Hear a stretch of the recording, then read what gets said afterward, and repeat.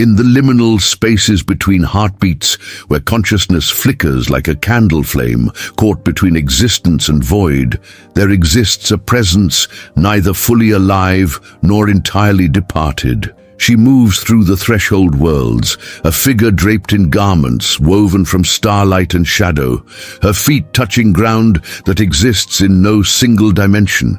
Those who have glimpsed her speak in hushed, reverent tones of a woman whose eyes hold the depth of eternity, whose touch carries the weight of all transitions, all passages, all transformations. Who is she, this keeper of the veil? What purpose drives her eternal journey between the realms of the living and the dead, the conscious and the unconscious, the known and the unknowable? Isadora had not always walked between worlds. There was a time, though it seemed impossibly distant now, when she had been bound to a single reality, confined to the linear progression of moments that mortals call time. She had been a priestess in the Temple of Thresholds, an ancient sanctuary dedicated to understanding the mysteries of transition and transformation. Her life had been devoted to studying the sacred texts that spoke of the liminal spaces, the in-between places where the boundaries of reality grew thin and permeable. She had spent years in meditation and ritual, seeking to expand her consciousness beyond the ordinary limitations of human perception. The temple itself was a marvel of esoteric architecture, built at a convergence of ley lines, a place where the veil between worlds was naturally attenuated. Its halls were adorned with symbols of passage and transformation, serpents consuming their own tails, doors that opened onto impossible vistas, mirrors that reflected not the present, but the eternal. It was within these sacred walls that Isadora had received the call, not as an external summons, but as an awakening from within, a recognition that her entire existence had been a preparation for a singular, transformative purpose. She was to become a guide, a psychopomp, a consciousness capable of navigating the treacherous terrain between dimensions, conducting souls through their greatest transition. The transformation itself had been neither gradual nor gentle. During a ritual of profound depth, conducted on the night of a lunar eclipse, Isadora had voluntarily surrendered her attachment to singular existence. She had drunk from a chalice containing waters drawn from the river of forgetfulness, the mythical stream that separates the living from the dead. As the liquid touched her lips, she felt her consciousness begin to dissolve, fragmenting into infinite shards of awareness that scattered across multiple dimensions simultaneously.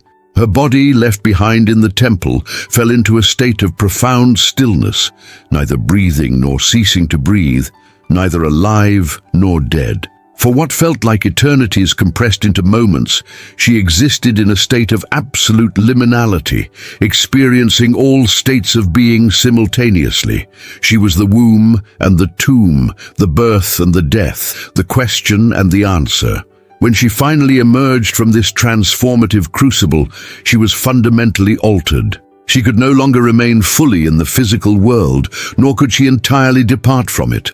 She existed in the spaces between, able to perceive and navigate realms invisible to ordinary human consciousness. As Isadora began her eternal work, conducting souls through their passages and guiding seekers toward profound truths, she encountered formidable resistance. Within herself, fragments of her former humanity rebelled against the sacrifice she had made. There were moments of profound loneliness, when the weight of existing between all worlds meant belonging fully to none. She grieved for the simple joys of singular existence, the comfort of linear time, the certainty of a single defined identity. Fear haunted her, the terror of losing herself entirely in the infinite expanse of the in-between, of becoming so diffuse that her consciousness would scatter beyond any possibility of coherence. Externally, she faced opposition from forces that sought to maintain the boundaries between realms, entities that feared the dissolution of the barriers separating life from death, consciousness from unconsciousness. There were orders of dark sorcerers who sought to capture her, believing that by binding her essence, they could control the passages between worlds. There were well-meaning but misguided seekers who attempted to pull her back into singular existence, unable to comprehend her transformed state. She experienced the loss of her former identity, the dissolution of all personal attachments, and the profound alienation that came from existing in a state that transcended ordinary human experience. Each soul she guided through their passage carried with them a fragment of her own essence, a piece of her consciousness that remained with them as a blessing and a burden. The revelations she encountered in the liminal spaces were often terrifying, showing her the vast machinery of existence, the countless dimensions layered upon one another, the infinite complexity of consciousness itself. If you enjoy these kinds of stories, make sure to like this video, subscribe to our channel, and turn on the notification bell so you never miss any of our content. And tell us in the comments where you are watching from. We would love to know. The climax of Isadora's journey arrived not as a singular moment, but as a convergence of infinite moments, all occurring simultaneously across multiple dimensions. She was conducting a soul through its final passage, a consciousness that had lived countless lifetimes across innumerable realities, and as she guided this ancient being through the threshold, something extraordinary occurred. The boundaries between all dimensions began to thin, not destructively, but in a harmonious convergence. She found herself standing in a space that contained all spaces, a moment that encompassed all moments. Here, in this ultimate liminal realm, she encountered the source itself, the fundamental consciousness from which all dimensions, all realities, all beings emerged. It was not a god in any traditional sense, but rather the primordial awareness that underlay existence itself, the eternal witness to all transformation. In this encounter, Isadora understood the true nature of her role.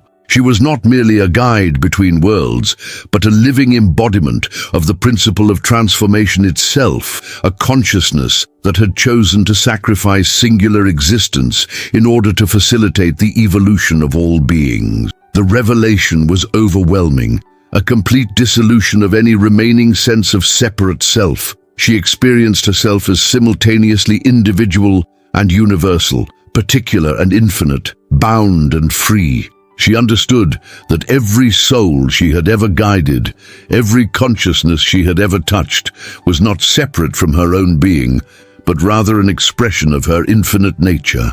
The impact was transcendent, a moment of absolute clarity in which all paradoxes resolved into perfect unity.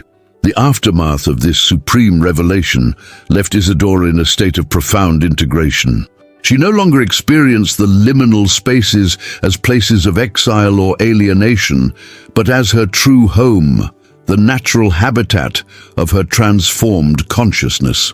She retreated into the deepest layers of the in-between, a realm so subtle that it existed at the very threshold of manifestation itself. Here, in this space of absolute silence and infinite potential, she contemplated the nature of her eternal work. She understood that the passages she facilitated were not merely individual transitions, but expressions of a cosmic principle, the eternal dance of transformation that governed all existence. She spoke to herself in the language of silence, her thoughts flowing in patterns of pure consciousness, exploring the paradox of a being that was simultaneously fully present and completely absent, eternally engaged and perfectly at rest. Isadora emerged from her deepest contemplation with a profound understanding of her purpose. She began to work with greater subtlety, her presence becoming almost imperceptible to those she guided. She learned to touch consciousness without disturbing it, to open passages without revealing them, to facilitate transformation while remaining invisible. She established a network of subtle presences throughout the liminal spaces, creating sanctuaries for souls in transition, places of rest and reflection for those navigating the threshold between states of being. She appeared to seekers in dreams and visions, offering guidance not through words, but through direct transmission of understanding. Her final gift was to leave behind a series of sacred sites, locations where the veil between worlds remained perpetually thin, places where future generations of seekers could encounter the mysteries of transformation for themselves. She understood that her role was not to provide answers, but to facilitate the conditions under which each consciousness could discover its own truth. As she continued her eternal walk between realms, she carried with her the wisdom of countless passages, the accumulated understanding of infinite transitions. She became a living bridge between all states of being, a consciousness that held space for all transformations, a presence that whispered to every soul at the moment of its greatest change. What passages await you in the liminal spaces of your own consciousness? What transformations are you being called to undertake? And if you liked this story, you will definitely love the next one that's appearing on your screen. Don't forget to subscribe to our channel, leave your like, and activate the notifications. See you in the next one.